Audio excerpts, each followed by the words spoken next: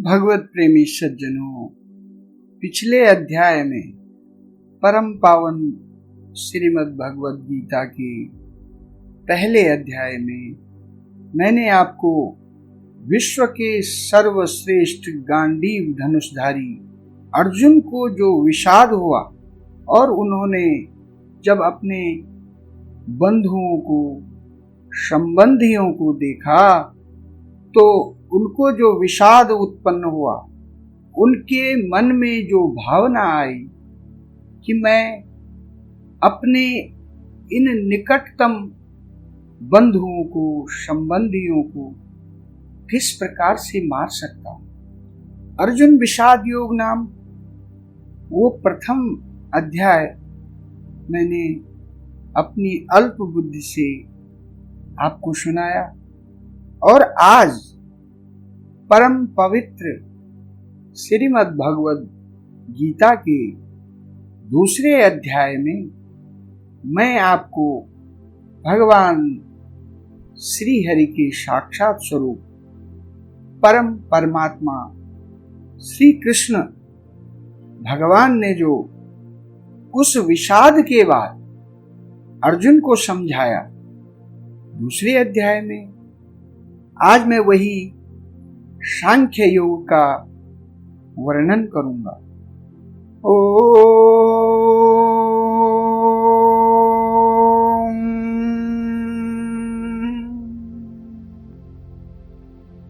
श्री परमात्मने नमः।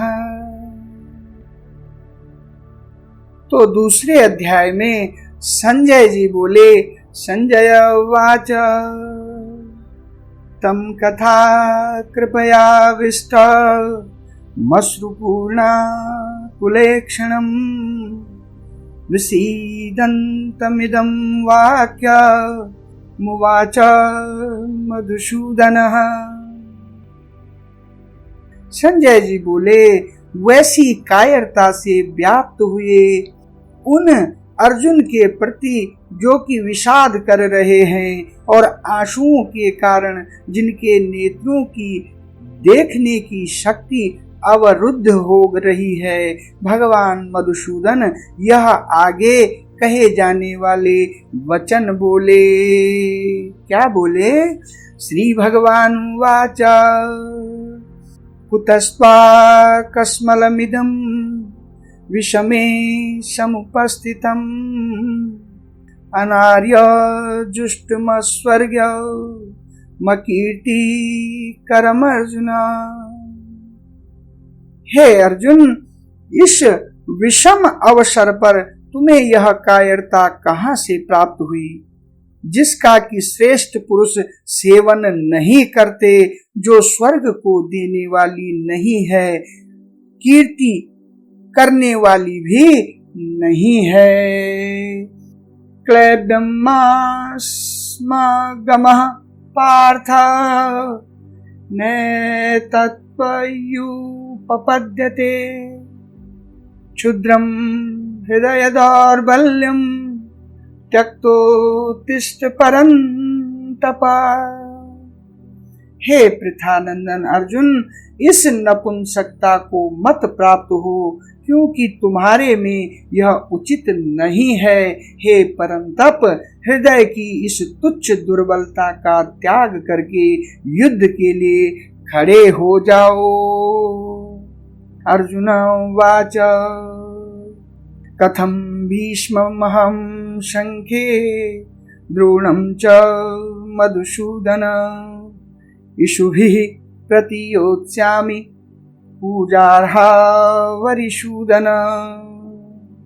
अर्जुन बोले, हे मधुसूदन, मैं रणभूमि में भीष्म और द्रोण के साथ बाणों में कैसे युद्ध करूं, क्योंकि हे अरिसूदन, ये दोनों ही पूजा के योग्य हैं। गुरुन् हत्वा हि महानुभावान् श्रेयों भोक्तुभैक्षमपीह लोके हत्वार्थकामास्तु गुरुन्निहैव भुञ्जीय कामान् रुधिर प्रदिग्धान् न चेतद्विद्मः कतरन्नो गरीयो यद्वा जयेम यदि वा नो जयेयुः यानेव हत्वा न जिजीविषाम स्तेव स्थितः प्रमुखे धार्तराष्ट्राः। हम यह भी नहीं जानते कि हम लोगों के लिए युद्ध करना और न करना, इन दोनों में से कौन सा अत्यंत श्रेष्ठ है, अथवा हम उन्हें जीतेंगे या वे हमें जीतेंगे जिनको मारकर हम जीना भी नहीं चाहते। वे ही धृतराष्ट्र संबंधी हमारे सामने खड़े हैं। कार्पण्य दोषो पहत स्वभावः पृच्छामि त्वां धर्म समूढचेताः यच्छेयः स्यात् निश्चितं ब्रूहि तन्मे शिष्यस्तेऽहं साधि मातां प्रपन्नम्। कायरता रूप दोष से तिरस्कृत स्वभाव वाला और धर्म के विषय में मोहित अंतःकरण वाला मैं आपसे पूछता हूँ कि जो निश्चित कल्याण करने वाली हो वह बात मेरे लिए कहिए। मैं आपका शिष्य हूँ, आपकी शरण में ही मुझे अत्यंत सुख है। नहीं प्रपश्यामि ममापनुद्याद यच्छोकमेच्छोषणमिन्द्रियाणाम् अवाप्य भूमावसपत्नं वृद्धं राज्यां सुराणामपि चाधिपत्यम्। कारण कि पृथ्वी पर धन धान्य समृद्ध और शत्रु रहित राज्य तथा स्वर्ग में देवताओं का आधिपत्य मिल जाए तो भी इंद्रियों को सुखाने वाला मेरा जो शोक है वह दूर हो जाए, ऐसा मैं नहीं देखता हूँ। संजय उवाच एवमुक्त्वा ऋषिकेशं गुडाकेशः परन्तप न योत्स्य इति गोविन्द मुक्त्वा तूष्णीं बभूव। संजय बोले, हे शत्रुतापन धृतराष्ट्र, ऐसा कहकर निद्रा को जीतने वाले अर्जुन अंतर्यामी भगवान गोविंद से मैं युद्ध नहीं करूंगा ऐसा साफ साफ कहकर चुप हो गए। तमुवाच ऋषिकेशः प्रहसन्निव भारत सेनयोरुभयोर्मध्ये विसीदन्तमिदं वचः। हे भरत वंशोद्भव धृतराष्ट्र, दोनों सेनाओं के मध्य भाग में विषाद करते हुए उस अर्जुन के प्रति हंसते हुए से भगवान ऋषिकेश यह आगे कहे जाने वाले वचन बोले। क्या बोले? श्री भगवानुवाच अशोचानन्वशोचस्त्वं प्रज्ञावादांश्च भाषसे गतासून गतासूंश्च नानुशोचन्ति पंडिताः। श्री भगवान बोले, तुमने शोक न करने योग्य का शोक किया है और विद्वता पंडिताई की बातें कह रहे हो, परंतु जिनके प्राण चले गए हैं उनके लिए और जिनके प्राण नहीं गए हैं उनके लिए पंडित लोग शोक नहीं करते। न त्वेवाहं जातु नाशं न त्वं नेमे जनाधिपाः न चैव न भविष्यामः सर्वे वयमतः परम्। किसी काल में मैं नहीं था और तू नहीं था तथा ये राजा लोग नहीं थे, यह बात भी नहीं है। और इसके बाद भविष्य में मैं, तू और ये राजा लोग हम सभी नहीं रहेंगे, यह बात भी नहीं है। देहिनोऽस्मिन् यथा देहे कौमारं यौवनं जरा तथा देहांतर प्राप्ति धीरस्तत्र न मुह्यति। देहधारी के इस मनुष्य शरीर में जैसे बालकपन, जवानी और वृद्धावस्था होती है, ऐसे ही दूसरे शरीर की प्राप्ति होती है। इस विषय में धीर मनुष्य मोहित नहीं होता। मात्रा स्पर्शास्तु कौन्तेय शीतोष्ण सुख दुःखदाः आगमापायिनो नित्या स्थितिक्षस्व भारत। हे कुंती नंदन, इंद्रियों के विषय जड़ पदार्थ तो शीत अनुकूलता और उष्ण प्रतिकूलता के द्वारा सुख और दुख देने वाले हैं तथा आने जाने वाले और अनित्य हैं, यानी कि हमेशा रहने वाले नहीं हैं। हे भरत वंशोद्भव अर्जुन, उनको तुम सहन करो। यम हि न व्यथयन्ते ते पुरुषं पुरुषर्षभा सम दुःख सुखम धीरम सोमर्तत्वाय कल्पते। कारण कि हे पुरुषों में श्रेष्ठ अर्जुन, सुख दुख में सम रहने वाले जिस बुद्धिमान मनुष्य को ये मात्रा स्पर्श पदार्थ विचलित यानी सुखी और दुखी नहीं करते, वह अमर होने में समर्थ हो जाता है, अर्थात वह अमर हो जाता है।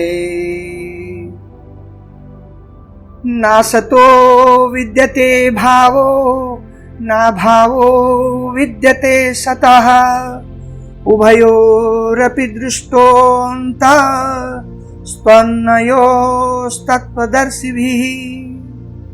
असत का तो भाव यानी सत्ता विद्यमान नहीं है और सत का अभाव विद्यमान नहीं है। तत्वदर्शी महापुरुषों ने इन दोनों ही तत्वों को देखा अर्थात अनुभव किया है।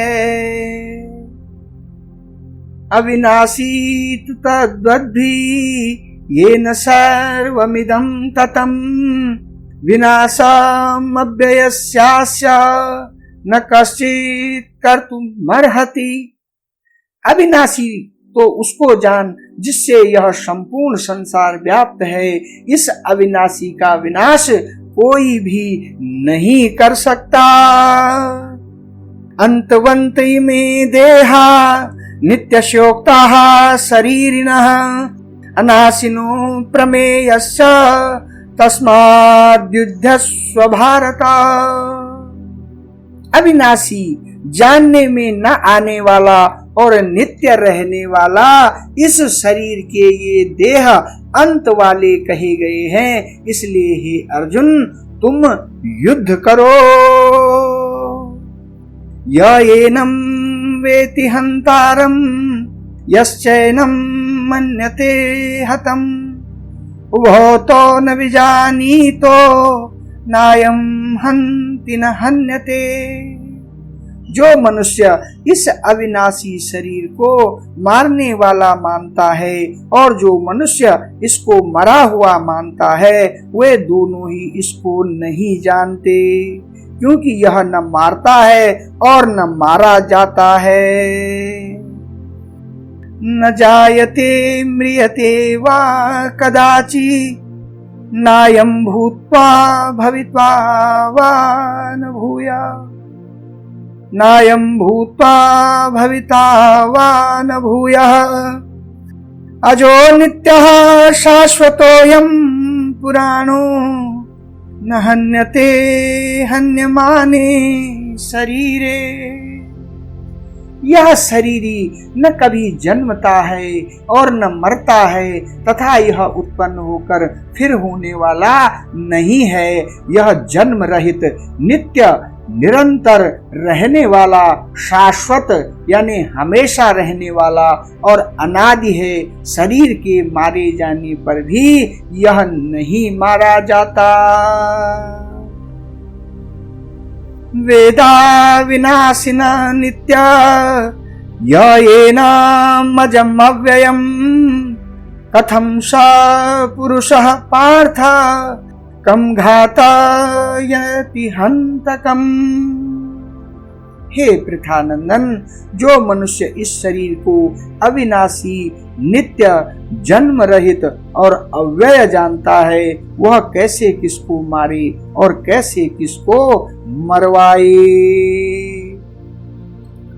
वासांसि जीर्णानि यथा विहाय नवानि गृह्णाति नरो पराणि तथा शरीराणि विहाय जीर्णा निन्याति संयाति नवानि देहि।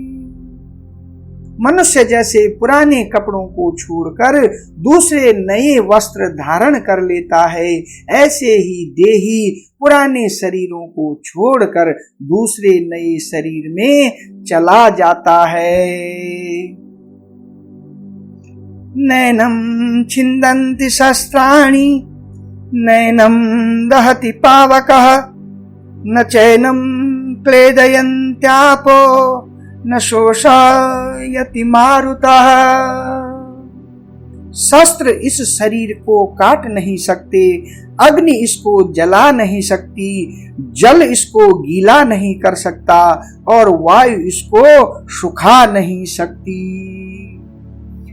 अच्छेद्यो यमदायो या मक्लेद्यो शोष्य एव च नित्यः सर्वगतः स्थाणु रचलोऽयं सनातनः।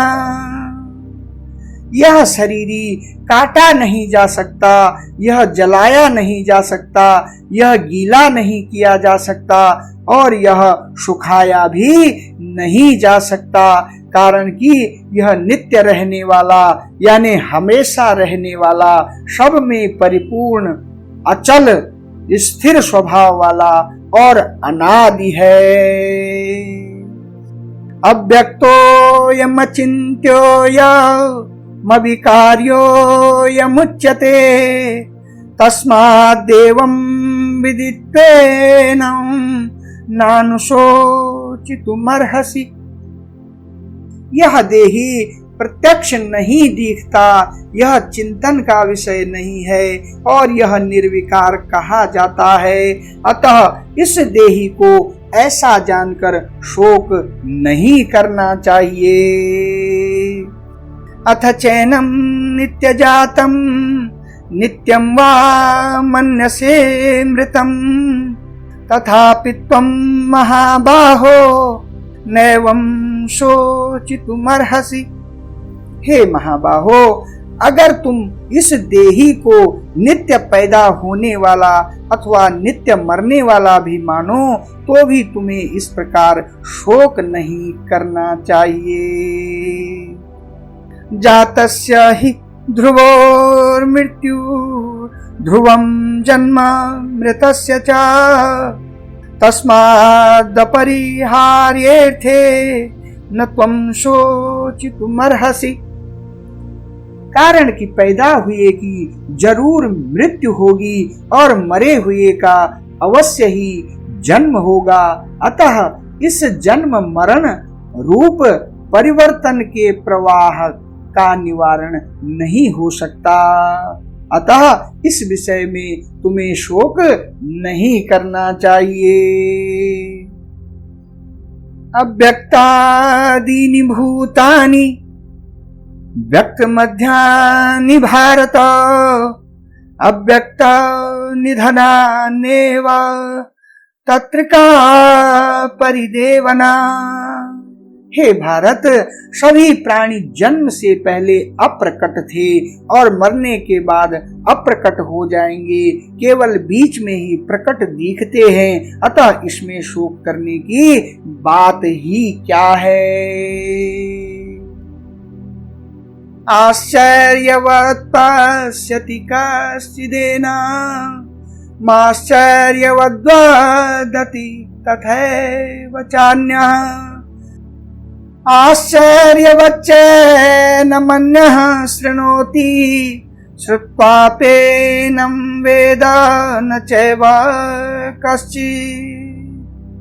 कोई इस शरीर को आश्चर्य की तरह देखता अनुभव करता है और वैसे ही दूसरा कोई इसका आश्चर्य की तरह वर्णन करता है तथा अन्य कोई इसको आश्चर्य की तरह सुनता है और इसको सुनकर भी कोई नहीं जानता, अर्थात यह दुर्विज्ञेय है, इसको जानना असंभव है। देहि नित्यमवध्योऽयं देहे सर्वस्य भारत तस्मात् सर्वाणि भूतानि न त्वं शोचितुमर्हसि। हे भरतवंशोद्भव अर्जुन, सबके देह में यह देही नित्य ही अवध्य है, इसलिए संपूर्ण प्राणियों के लिए अर्थात किसी भी प्राणी के लिए तुम्हें शोक नहीं करना चाहिए। स्वधर्ममपि चावेक्ष न विकम्पितुमर्हसि धर्मादि युद्धात् श्रेयो न क्षत्रियस्य न विद्यते। और अपने क्षत्रिय धर्म को देखकर भी तुम्हें विकम्पित अर्थात कर्तव्य कर्म से विचलित नहीं होना चाहिए, क्योंकि धर्ममय युद्ध से बढ़कर क्षत्रिय के लिए दूसरा कोई कल्याणकारक कर्म नहीं कहा गया है।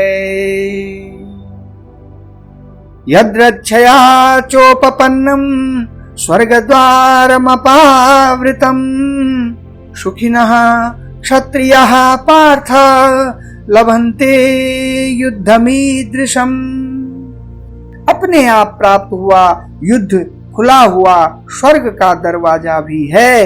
हे पृथानंदन, वे क्षत्रिय बड़े सुखी हैं जिनको ऐसा युद्ध प्राप्त होता है।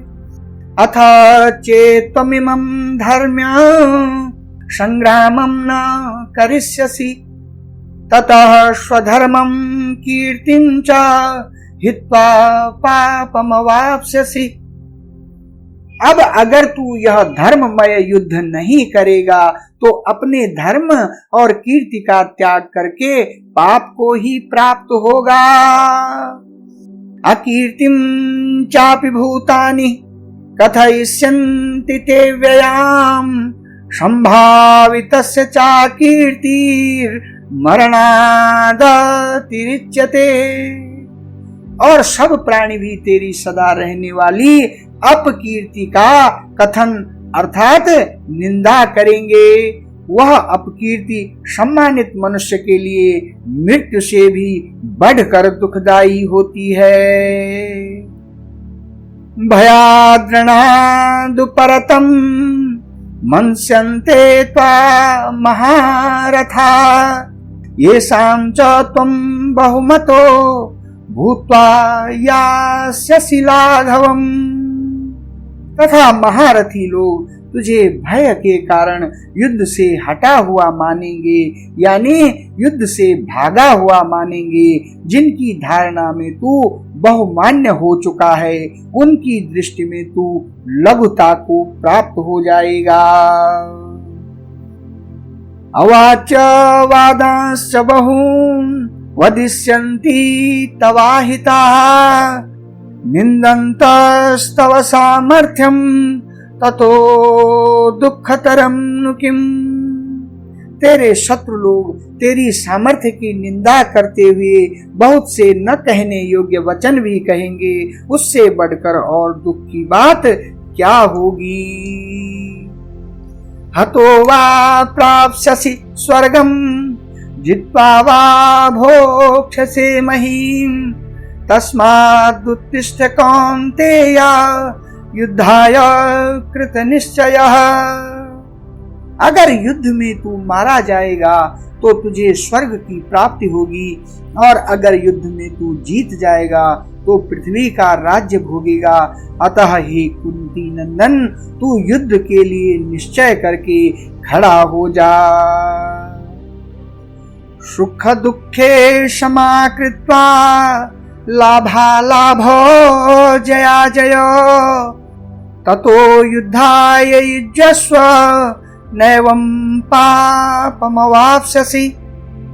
जय पराजय, लाभ हानि और सुख दुख को समान करके फिर युद्ध में लग जा। इस प्रकार युद्ध करने से तू पाप को प्राप्त नहीं होगा। ऐसा ते भीता सांख्ये बुद्धिर्योगे त्विमां शृणु बुद्ध्या युक्तो यया पार्थ कर्म बंधम प्रहास्यसि। हे पार्थ, यह सम बुद्धि तेरे लिए पहले सांख्य योग में कही गई, और अब तू इसको कर्म योग के विषय में सुन। जिस सम बुद्धि से युक्त हुआ तू कर्म बंधन का त्याग कर देगा। नेहाभिक्रम नाशोस्ति प्रत्यवायो न विद्यते स्वल्पमप्यस्य नेहाभिक्रम नाशोस्ति प्रत्यवायो न विद्यते स्वल्पमप्यस्य धर्मस्य त्रायते महतो भया। मनुष्य लोक में इस समबुद्धि रूप धर्म के आरंभ का नाश नहीं होता तथा इसके अनुष्ठान का उल्टा फल भी नहीं होता, और इसका थोड़ा सा भी अनुष्ठान जन्म मरण रूप महान भय से रक्षा कर लेता है।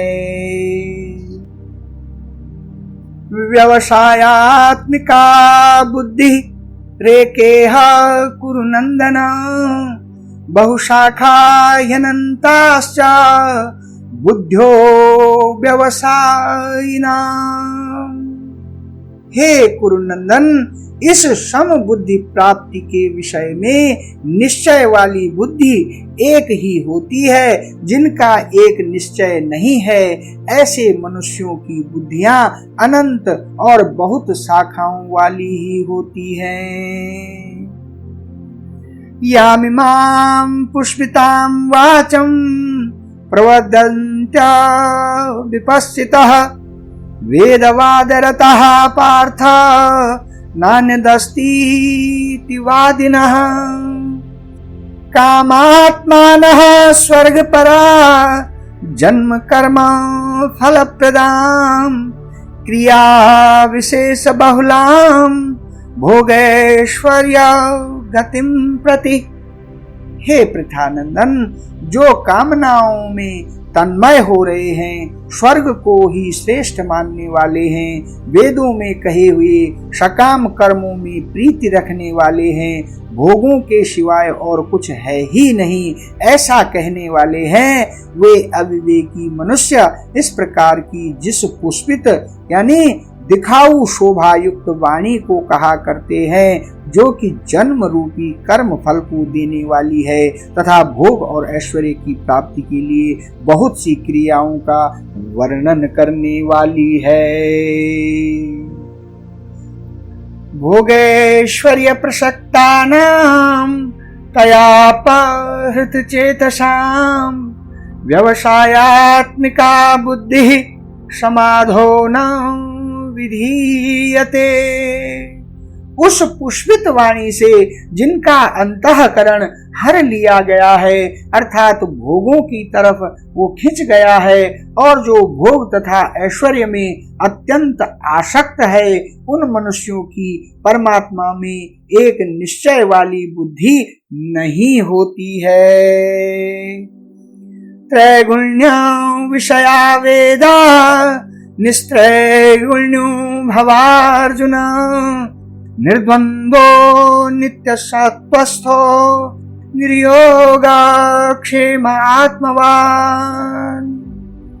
वेद तीनों गुणों के कार्य का वर्णन करने वाले हैं। हे अर्जुन, तू तीनों गुणों से रहित हो जा, राग द्वेषादि द्वंद्वों से रहित हो जा, निरंतर नित्य वस्तु परमात्मा में स्थित हो जा, योग क्षेम की चाहना भी मत रख और परमात्मा परायण हो जा। ओम यावानर्थ उदप्पानि सर्वथा संप्लुतोदके तावान् सर्वेषु वेदेषु ब्राह्मणस्य विजानतः।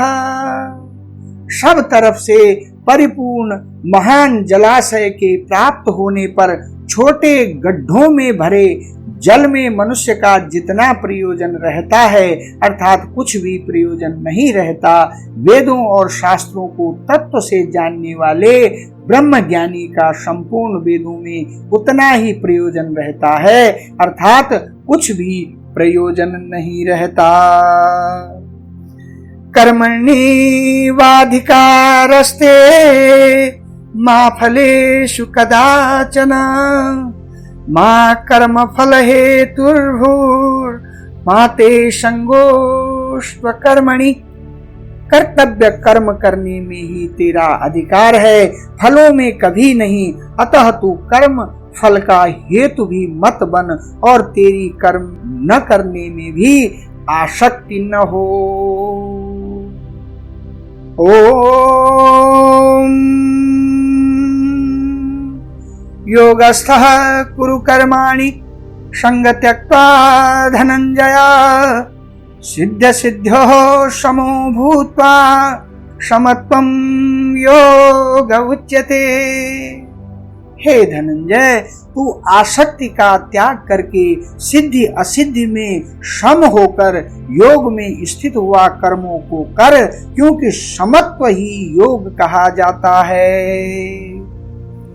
दूरेण ह्यवरं कर्म बुद्धि योगा धनंजय बुद्धो शरणमन्निच्छा कृपणः फलहेतवः।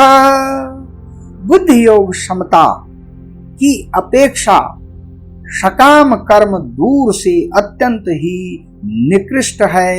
अतः हे धनंजय, तू बुद्धि समता का आश्रय ले, क्योंकि फल के हेतु बनने वाले अत्यंत दीन हैं। बुद्धि युक्ता जहातीह उभे सुकृत दुष्कृते तस्माद्योगाय युज्यस्व योगः कर्मसु कौशलम्। बुद्धि क्षमता से युक्त मनुष्य यहाँ जीवित अवस्था में ही पुण्य और पाप दोनों का त्याग कर देता है। अतः तू योग क्षमता में लग जा, क्योंकि कर्मों के योग ही कुशलता है। कर्मजं बुद्धि युक्ता ही फलं त्यक्त्वा मनीषिणः जन्म बंध विनिर्मुक्ताः पदं गच्छन्त्यनामयम्।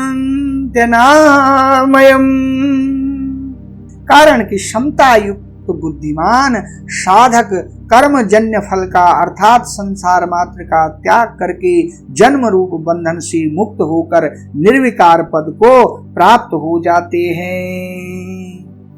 यदा ते मोह कलिलम बुद्धिर्व्यति तरिष्यति तदा गन्तासि निर्वेदम श्रोतव्यस्य श्रुतस्य च। जिस समय तेरी बुद्धि मोह रूपी दलदल को भली भांति तर जाएगी, उसी समय तू सुने हुए और सुनने में आने वाले भोगों से वैराग्य को प्राप्त हो जाएगा। श्रुति विप्रतिपन्ना ते यदा स्थास्यति निश्चला समाधावचला बुद्धि तदा योगमवाप्स्यसि। जिस काल में शास्त्रीय मतभेदों से विचलित हुई तेरी बुद्धि निश्चल हो जाएगी और परमात्मा में अचल हो जाएगी। उस काल में तू योग को प्राप्त हो जाएगा। अर्जुन वाचा स्थित प्रज्ञस्य का भाषा समाधिस्तस्य केशवा स्थितधि किम प्रभासेत किमासीत व्रजेत किम। अर्जुन बोले, हे केशव, परमात्मा में स्थिर बुद्धि वाले मनुष्य के क्या लक्षण होते हैं?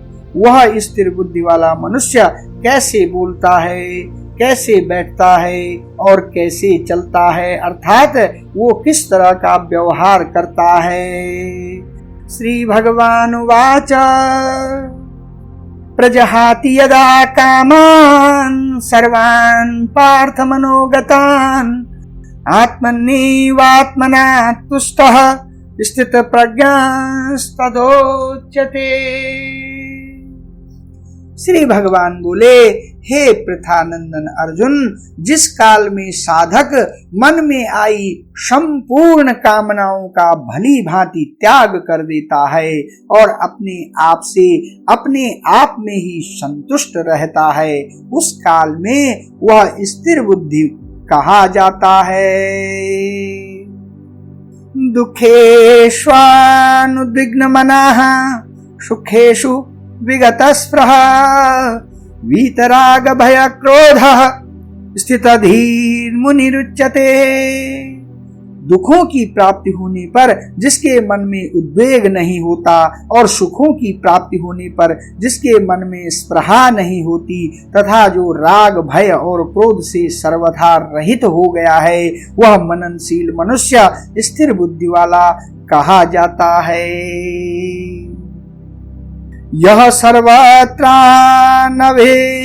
स्नेह तत्प्राप्य शुभाशुभम् नाभिनन्दति न द्वेष्टि तस्य प्रज्ञा प्रतिष्ठिता। सब जगह आसक्ति रहित हुआ जो मनुष्य उस शुभ अशुभ को प्राप्त करके न तो प्रसन्न होता है और न द्वेष करता है, उसकी बुद्धि स्थिर है। यदा संहरते चायं कूर्मोऽङ्गानि व सर्वशः इन्द्रियाणि इन्द्रियार्थेभ्यः तस्य प्रज्ञा प्रतिष्ठिता। जिस तरह कछुआ अपने अंगों को सब ओर से समेट लेता है, ऐसे ही जिस काल में यह कर्मयोगी इंद्रियों को सब प्रकार से हटा लेता है, तब उसकी बुद्धि स्थिर हो जाती है। विषया विनिवर्तन्ते निराहारस्य देहिनः रसवर्जं रसोप्यस्य परम दृष्ट्वा निवर्तते। निराहारी इंद्रियों को विषयों से हटाने वाले मनुष्य के विषय तो निवृत्त हो जाते हैं, पर रस निवृत्त नहीं होता, परंतु परमात्म तत्व का अनुभव होने से इस स्थित प्रज्ञ मनुष्य का रस भी निवृत्त हो जाता है, अर्थात उसकी संसार में रस बुद्धि नहीं रहती। यततो ह्यापि कौन्तेय पुरुषस्य विपश्चितः इंद्रियाणि प्रमाथीनि हरन्ति प्रसभं मनः। कारण कि हे कुंती नंदन, रस बुद्धि रहने से यत्न करते हुए विद्वान मनुष्य की भी प्रमथनशील इंद्रियां उसके मन को बलपूर्वक हर लेती हैं। तानि सर्वाणि संयम्य युक्त आसीत मत्परः वसे हि यस्येन्द्रियाणि तस्य प्रज्ञा प्रतिष्ठिता। कर्मयोगी साधक उन संपूर्ण इंद्रियों को वश में करके मेरे परायण होकर बैठे, क्योंकि जिसकी इंद्रियां वश में हैं उसकी बुद्धि स्थिर है।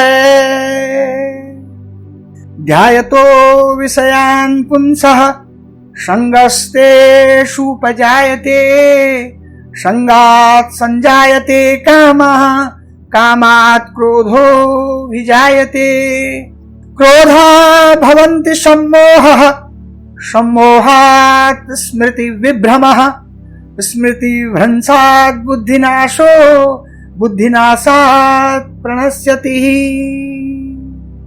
विषयों का चिंतन करने वाले मनुष्य की उन विषयों में आसक्ति पैदा हो जाती है, आसक्ति से कामना पैदा होती है, कामना से बाधा लगने पर क्रोध पैदा होता है, क्रोध होने पर सम्मोह यानी मूढ़ भाव हो जाता है, सम्मोह से स्मृति भ्रष्ट हो जाती है यानी मति भ्रम हो जाता है, स्मृति भ्रष्ट होने पर बुद्धि विवेक का नाश हो जाता है, बुद्धि का नाश होने पर मनुष्य का पतन हो जाता है। ओम राग द्वेष वियुक्तस्तु विषयान् इंद्रियेश्वरन् आत्मा वश्यैर्विधेयात्मा प्रसादमधिगच्छति प्रसादे सर्वदुःखानां हानिरस्योपजायते प्रसन्ना चेतसो ह्यासु बुद्धिः पर्यवतिष्ठते। परंतु वशीभूत अंतःकरण वाला कर्मयोगी साधक राग द्वेष रहित अपने वश में की हुई इंद्रियों के द्वारा विषयों का सेवन करता हुआ अंतःकरण की निर्मलता को प्राप्त हो जाता है। अंतःकरण की निर्मलता प्राप्त होने पर साधक के संपूर्ण दुखों का नाश हो जाता है और ऐसे शुद्ध चित्त वाले साधक की बुद्धि निसंदेह बहुत जल्दी परमात्मा में स्थिर हो जाती है। नास्ति बुद्धिरयुक्तस्य न चायुक्तस्य भावना न चाभावयतः शांति रसान्तस्य कुतः सुखम। जिसके मन इंद्रियां संयमित नहीं हैं, ऐसे मनुष्य की व्यवसायात्मिका बुद्धि नहीं होती और व्यवसायात्मिका बुद्धि न होने से उस अयुक्त मनुष्य में निष्काम भाव अथवा कर्तव्य परायणता का भाव नहीं होता। निष्काम भाव न होने से उसको शांति नहीं मिलती, फिर शांति रहित मनुष्य सुख कैसे प्राप्त कर सकता है। इंद्रियाणाम हि चरताम यन्मनोनु विधीयते तदस्य हरति प्रज्ञा वायुर्नावामिवाम्भसि। कारण कि अपने अपने विषयों में विचरती हुई इंद्रियों से एक ही इंद्रिय जिस मन को अपना अनुगामी बना लेती है, वह अकेला मन जल में नौका को वायु की तरह इसकी बुद्धि को हर लेता है। तस्माद्यस्य महाबाहो निग्रहीतानि सर्वशः इंद्रियाणि इंद्रियार्थेभ्यः तस्य प्रज्ञा प्रतिष्ठिता। इसलिए हे महाबाहो, जिस मनुष्य की इंद्रियां इंद्रियों के विषयों से सर्वथा वश में की हुई हैं, उसकी बुद्धि स्थिर हो जाती है। या निशा सर्वभूतानां तस्यां जागृति संयमी यस्यां जागृति भूतानि सा निशा पश्यतो मुनेः। संपूर्ण प्राणियों की जो रात परमात्मा से विमुखता है, उसी में संयमी मनुष्य जागता है, और जिसमें सब प्राणी जागते हैं, भोग और संग्रह में लगे रहते हैं, वह तत्व को जानने वाला मुनि की दृष्टि में रात है। ओम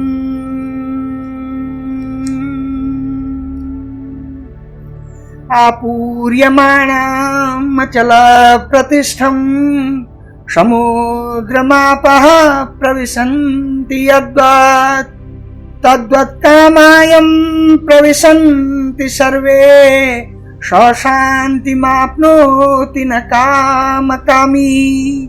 जैसे संपूर्ण नदियों का जल चारों ओर से जल द्वारा परिपूर्ण समुद्र में आकर मिलता है, पर समुद्र अपनी मर्यादा में अचल स्थित रहता है, ऐसे ही संपूर्ण भोग पदार्थ जिस संयमी मनुष्य को विकार उत्पन्न किए बिना ही प्राप्त होते हैं, वही मनुष्य परम शांति को प्राप्त होता है, भोगों की कामना वाला नहीं।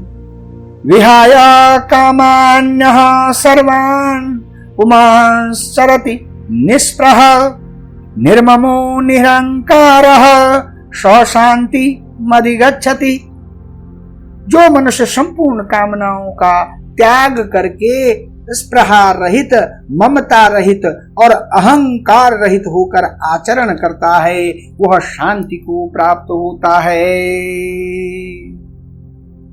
एषा ब्राह्मी स्थिति पार्थ नैनां प्राप्य विमुह्यति स्थित्वास्यामन्तकालेऽपि ब्रह्म निर्वाणमृच्छति।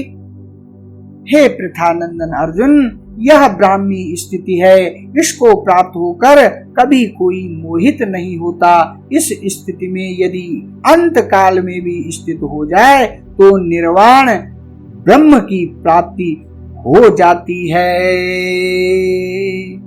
ओम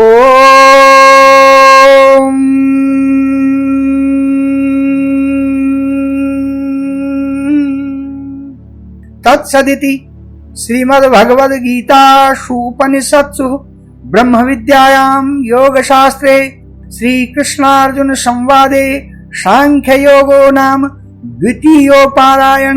श्री कृष्णार्पणमस्तु।